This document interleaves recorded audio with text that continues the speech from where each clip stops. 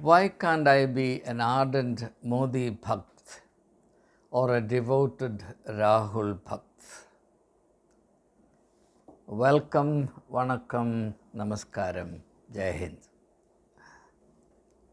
I don't understand why Jai Hind should be said only at the end of a speech or a video.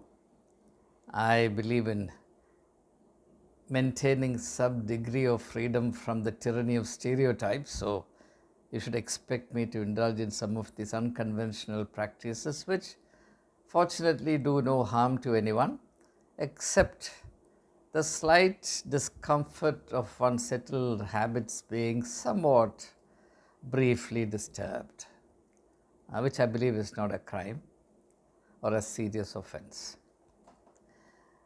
As should be obvious to everyone who would by now have read the responses I get in the comments column, and these responses fortunately are increasing day by day, two very obvious trends have emerged, which actually means that two well-defined but opposite camps have found their place in the sacred space of our YouTube Sangam. One camp expresses mounting indignation at my refusal to be an ardent Modi Bhakt. They can't understand why I, like a majority of people they presume in India, do not deem it my national duty to line up among the blind worshippers of Messiah Modi. To a lesser extent, less belligerently, less virulently, there is another camp that is getting increasingly disappointed that I am not a good enough, vocal enough, enthusiastic enough Rahul Gandhi acolyte. And in fact, this very morning I got a very gentle, well-meaning exhortation from a member of our YouTube fellowship who urges me to renounce my neutrality and to align myself explicitly with the Rahul Gandhi camp. At least he realizes that I am not of any particular camp. Now, it is not as though, and I want to say this to that particular friend in this instance, it is not as though I am unaware of the ideological poverty in assuming a stance of neutrality in a context of people's struggles. For example, I am well familiar with the statement of Father or Bishop Desmond Tutu, the Nobel laureate of peace from the South African context, who said that neutrality is not an option when gross injustice is being perpetrated and systemically practiced upon a helpless people. And he used an analogy to illustrate its injustice. He said, if an elephant is standing on the tail of a monkey, and the monkey is in gross visible pain, agony is the word he used, you can't stand aside and say, I shall be neutral. And he says very correctly too that if you are in that context or in such a context or in a similar context neutral, you are really not neutral, you are on the side of the elephant. Because it is a context of gross inequality, and your neutrality will only aid and abet the atrocities practiced by the mighty upon the powerless. And I quite agree with it, and I am fully in line with those who think so. But I have to say one thing very clearly, I mentioned it earlier, but it doesn't seem to have sunk in, or I have not made myself explicit enough. But let me therefore make it as clear as I can. What stance you adopt depends on what mission you pursue or what your dominant interests are. If my interest or if my agenda is political, then all these exhortations are quite relevant and meaningful. In that case, if I am a person of political interest, I should belong either to the Modi camp or to the Rahul camp, because these are the only two camps available nationally at this point in time. But I have to say, even if this is going to disappoint many people, I have really no explicit political agenda. I spent a lifetime serving India as a teacher in the domain of higher education. And my main aim as a teacher was to inculcate in my students a culture of thinking dispassionately and rationally, rather than adopting partisan ways because of certain angularities induced in them by certain sources of opinion making. And I do not want to abdicate that responsibility, the responsibility of being a teacher, as long as I'm alive. I may have retired from my official placement as a teacher, but I cannot retire from my vocation. Vocation means a divine calling as a teacher. So, my fundamental duty is not to promote this camp or that camp. My duty is rather to challenge, if possible, enable at least a few people who listen to me, who show me the courtesy of lending their ears to me, to stand aside from these partisan events so that we can think objectively, justly, and rationally on them. The fact of the matter is that you cannot think on any object, event, or reality unless you step back. For example, if you are sitting on a tree, sitting there you can think of the whole universe, but you cannot think of the tree. If you want to think about the tree, think of that tree, you have to get down from the tree, go a little distance, then look at the tree, see the tree in its entirety, and think about it. If you have ever examined the dynamics of thinking, you realize that thinking involves distancing. You cannot keep the object and the object of your thinking at the same time in your mind. That is to say, if you want to think about, say, a dog, as long as you are looking at that dog, you can't think about it. You can only see the dog. The moment you begin to think about the dog, the physical dog disappears from your sight. The two cannot be kept together. You try this exercise for yourself, then you will see the truth of what I mean.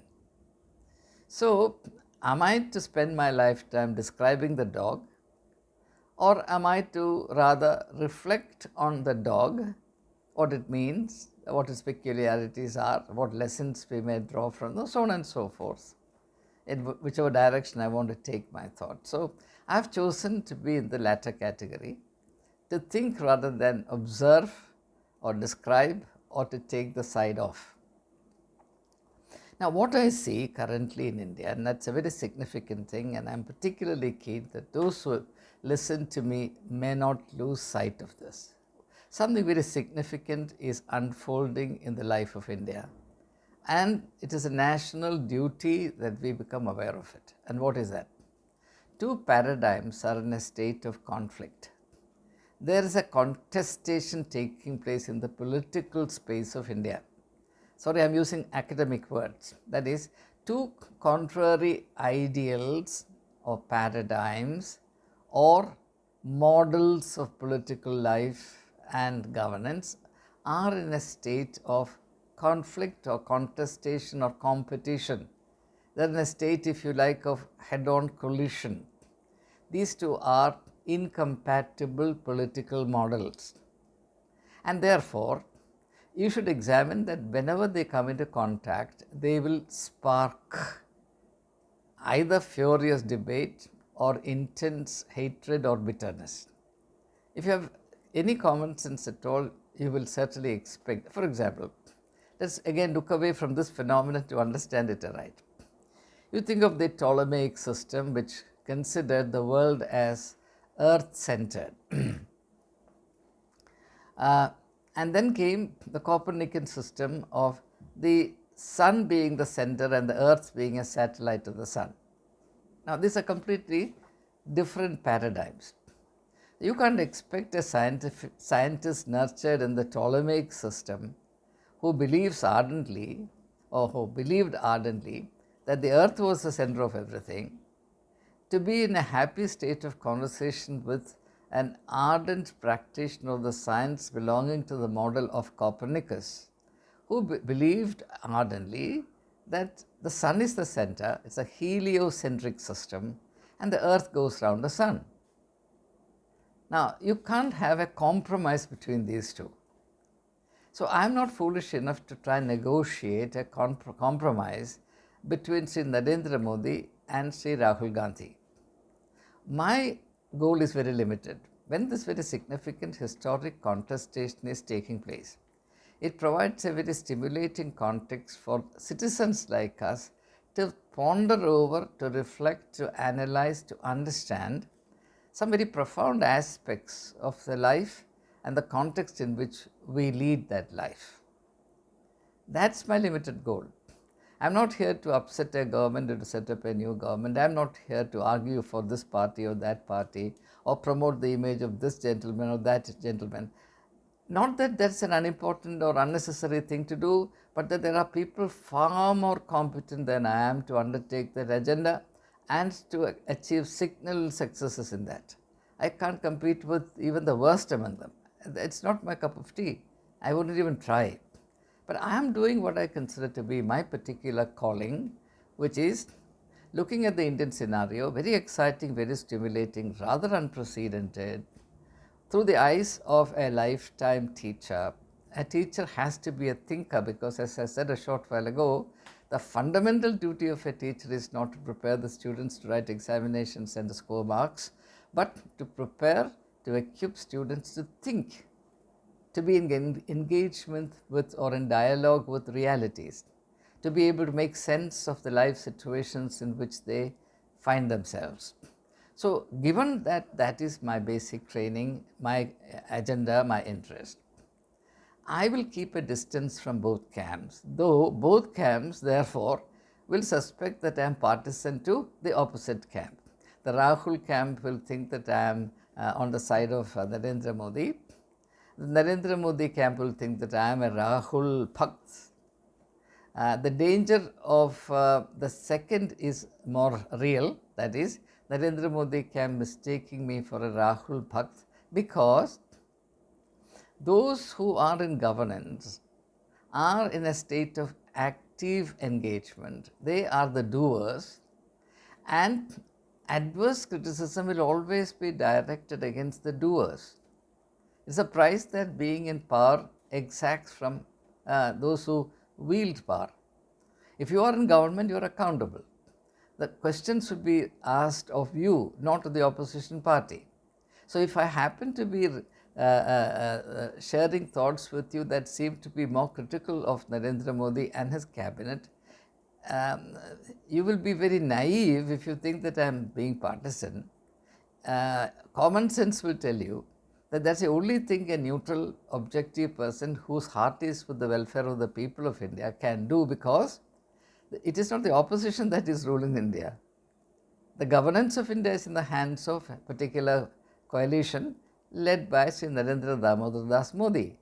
And therefore, when we speak the truth in public, it would seem as though one is attacking a particular gentleman. That's not the case. If you have power, you also be accountable for it. And if there are lapses in the way you handle power, questions will be raised. And it's very childish, very infantile on the part of anyone who is handling power to turn around and ask, why are you asking me questions? Why don't you ask questions of the opposition party leader? I mean, that's rather silly. It cannot be even mentioned in public. It's that laughable. So, let's be very clear that our aim is to reflect on the huge and significant historic drama that's now being played out. And what is that? And I'll say something very brief about it and close. Now, as I said, a huge contestation, a significant contestation is in progress. And oftentimes, and I've heard Sri Rahul Gandhi mention it several times in the course of his electoral speeches in the 2024 elections, that two ideologies are fighting against each other. One ideology symbolized by Narendra Damodar Das Modi, and the other ideology represented by Rahul and the camp that he leads today, the India camp. So the NDA and the India camp. And what is the main difference? I'll only give a brief indication and leave the rest of the investigation to you, because you're quite capable of carrying it forward. Now let's look at what Rahul Gandhi is doing. Let's start with this speech in the parliament, which has become highly controversial, which has activated a fire of anger against him. He is being caricatured as an enemy of Hinduism, whereas anyone who has heard his speech in the parliament, if he has any sense of fair play or justice in him or her, would know that he is protesting against the corruption, the willful corruption of Hinduism for political gains, and therefore he was speaking in defense of and in affirmation of the greatness, the ideals and values of Hinduism. These ideals and values inspire me as a Christian thinker. I consider all of them to be invaluable. So therefore, I cannot persuade myself to believe that Rahul Gandhi said a single word in that speech which was aimed at denigrating Hinduism. Rather, it was aimed at upholding the supreme worth of the spiritual, philosophical, ethical core of Hinduism, which is a duty that every Hindu who takes his religion seriously owes to that great faith, great faith. So, having put that in the clear, let's look at this contestation. Now, what Rahul Gandhi was trying to do through his speech in the parliament was to bring the realities of the life of the people spread all over the country into public view through the national debate taking place in the parliament. And if you examine the speeches of the treasury benches, including the speech of the Prime Minister, you would find that the contents of these speeches were rather poor in reflecting the real ground level realities of the life of the people. It doesn't surprise me, because that's how those who are in governance usually do. They will try to focus the attention of the people on something other than the ground realities, especially if they have not been able to deliver good governance to the extent that was expected of them. So that happened. And Rahul Gandhi is very astute, very clear. Now, the fact that he was being caricatured as a Monna, as a Papu, etc., has made the BJP very blind. They don't realize how astute, how intelligent, how discerning, how strategically sound Rahul Gandhi is. It's very dangerous to underestimate your enemy, if you consider him your enemy, that is. Again, as I said the other day, I stand with Sri Mohan Bhagavat and insist that in the healthy practice of democracy, there can be governing coalitions and opposition coalitions. There cannot be enemies. Parliament is not the den of enemies, mutual enemies. It should not be the den of mutual hatred and enmity. It's a place, it's a sacred place where people's welfare is being pursued and being looked at from two different angles, and therefore people will tend to see different priorities and different problems. That's understandable. So we are not enemies.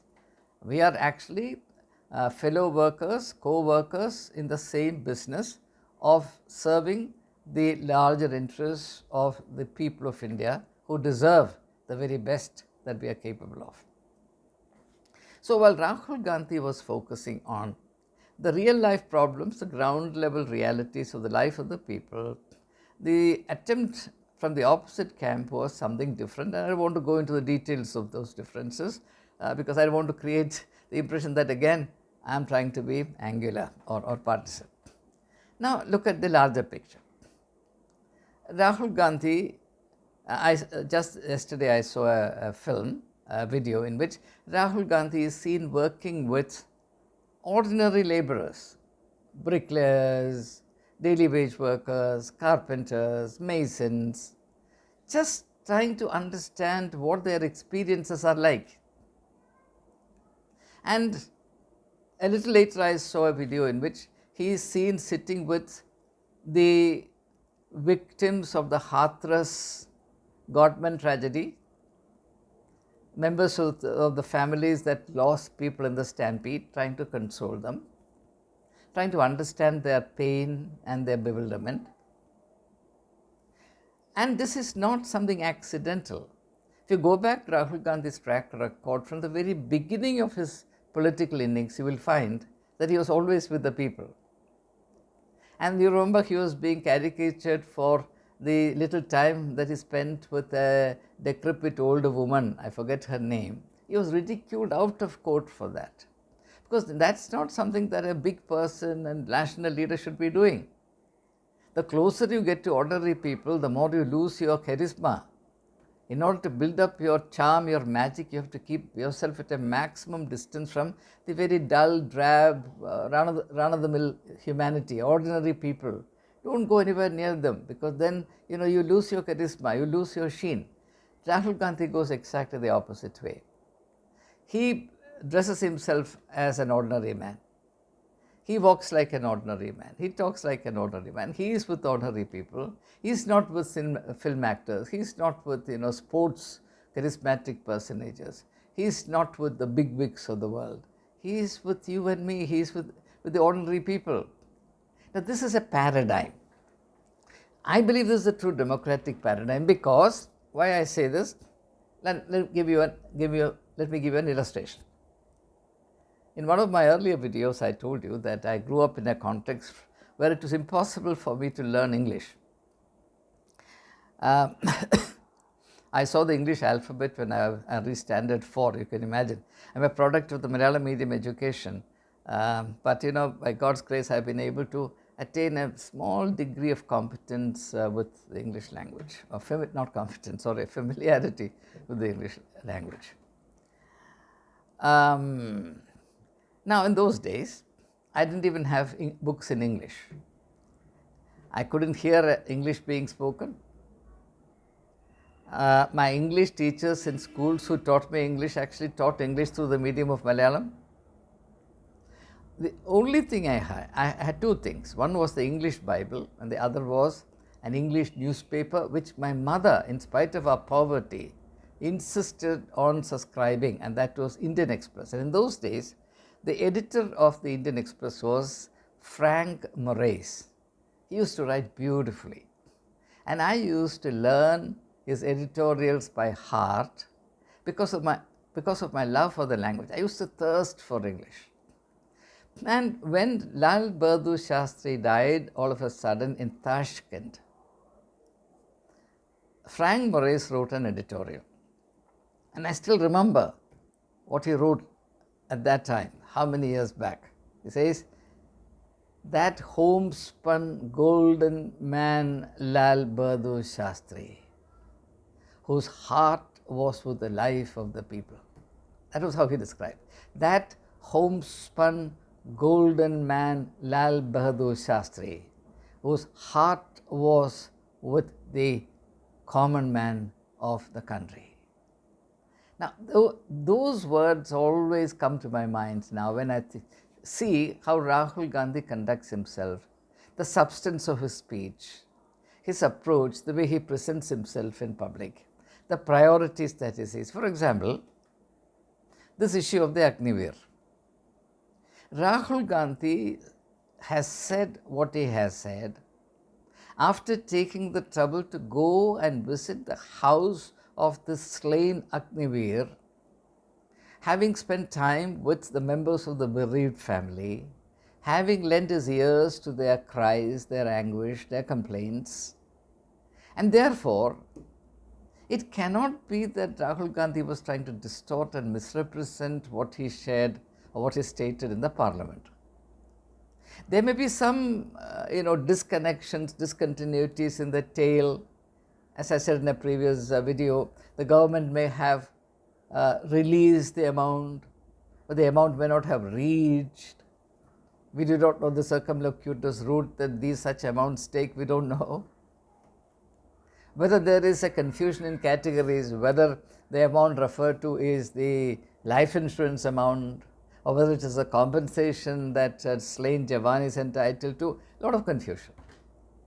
But one thing is absolutely clear to me, and that is, insofar as Sri Rahul Gandhi has taken the trouble to go and visit the bereaved home, to spend time with the people who are anguished over it, and to have heard what they had to say, which is then corroborated by a further video in which they themselves repeat the same thing, there is no margin of doubt left in me that Rahul Gandhi was not trying to mislead the House. He was telling the truth, nothing but the truth. Whether it's the whole truth, I don't know. Nothing but the truth as it was known to him at the time of speaking. Therefore, no one can really, no objective, dispassionate, non-partisan person can allege that he was trying to mislead the House, period. I don't want to go any further with it because that's not my theme. What I'm saying is that the truth a person perceives, the reality that a person understands and becomes aware of, when he moves into the zone of people's life, actual life of the people, is one thing. And the reality that a person sees from a distance, from the pinnacle of his power, the maximum distance from the life of the people, is something very different. These are two models of reality, and they can never gel into one. So there is an incompatibility between these two paradigms of political perception, political priorities, political culture. And there is no way that this tension can be easily resolved. But tension is one thing, and managing the tension is another thing. In a civilized society, we are entitled to feeling our tensions, but at the same time, we are also duty bound to manage these tensions within the limits of civility, courteous conduct. In a previous video, I dealt with this aspect of our situation in detail. Therefore, I am not going to repeat any of those, and I hope you will connect the present presentation with the previous one. So, as a civilized people, as a democratically mature people, we, especially our leaders, our representatives, have a duty to manage these tensions and ideological conflicts within the framework of civility, courteous behavior, and mutual respect, all of which are basic necessities in carrying forward the political, say, the agenda, the governance agenda of the country and the political culture of India. So, one cannot let one's personal indignation burst like a volcano simply because one feels strongly about it. One has to give vent to these indignations or righteous spells of righteous anger, always with an eye to what in the final analysis is good for the health of the country, health of the democracy of India. And both sides. It is not a discipline to be imposed only on the opposition parties or the opposition leader. Even more, it is a duty that the Prime Minister of the country has to impose upon himself voluntarily. Only then would he become a statesman. So, it is quite natural that both parties, both camps, both blocs today feel very powerfully about whatever they consider to be important. They have every right to do so. At the same time, neither party has the right to forget that they are not here to fight, to defeat or to win. They are here to look after the welfare of the people of India.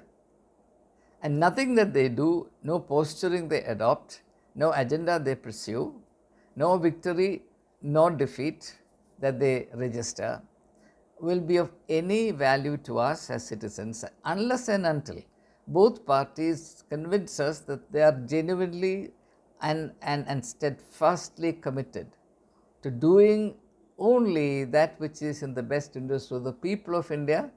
When I say the people of India, I mean the 140 crore Indians, and not merely the top privileged cream of the society which has been fattened enough. So, Development combined with social justice, as the former Prime Minister Dr. Manmohan Singh used to say quite rightly. Being a great economist, he understood it quite rightly. Unless and until you temper development with the discipline of social justice, the health of Indian society will be undermined by the very process of development. If development aggravates social inequalities, then our material gains will be our social loss and will become a society that spins out of control and loses its way into the blind alleys of social anarchy and human bewilderment and disarray. I sincerely hope that doesn't happen, and I again reiterate, our fundamental duty as citizens is not to be partisan. At the same time, not to be naive and foolish, and not to sort of look reality in the face and call a spade a spade. Our duty is to be as truthful, as objective, as dispassionate and impartial as possible.